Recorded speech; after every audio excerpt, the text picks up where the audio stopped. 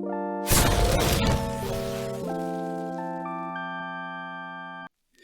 guys, Mr. Black here, and today we are going to be talking about conservation of energy, and specifically the law of conservation of energy. So let's go ahead and get started.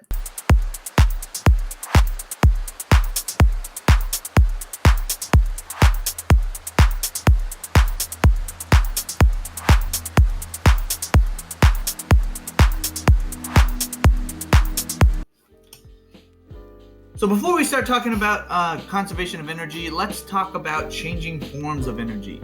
So energy is most noticeable as it transforms from one type to another. So in this case, we've got light bulb and a hairdryer. So some of these examples of transforming into electrical energy. So we've got electricity that's being utilized and transformed into a different type of energy. For instance, with the hairdryer, it gets transformed into wind energy, and then with the light bulb it gets transformed into light energy. So another example here, we've got an example of transforming chemical energy into a car engine. So we've got gasoline has that potential energy stored up and is transformed into kinetic energy of the car as it moves, right? So we change forms of energy all the time.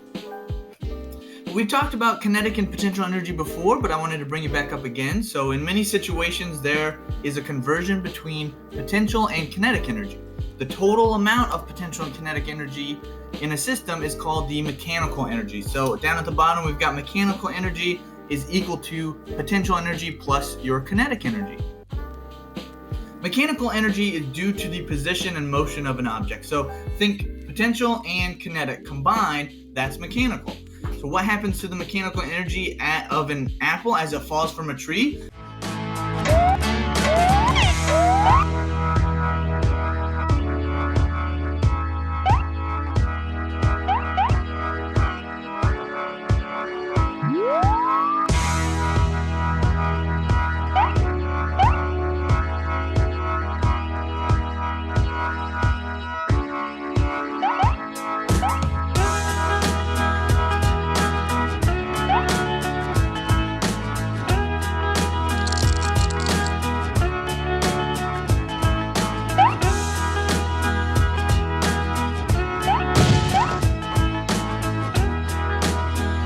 The mechanical energy doesn't change because the loss in potential is simply transferred into kinetic. So the mechanical energy stays the same the whole time.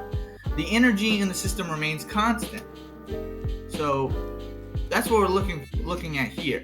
So think about the changes in energy when you are on a swing. So if we're on a swing, think about the changes of energy. We've got potential energy when we're at the top of the swing. We've got kinetic energy as we're swinging along. And the mechanical energy stays the same the whole time, right?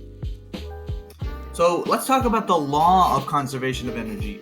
And this states that energy cannot be created or destroyed. We've talked about this before. The big picture, the total energy in the universe remains constant. So if we had an equation, it would be mechanical energy before is equal to the mechanical energy after, right? So kinetic and potential energy before is equal to potential and kinetic energy after. That's what we have. That's the way we have to think about it.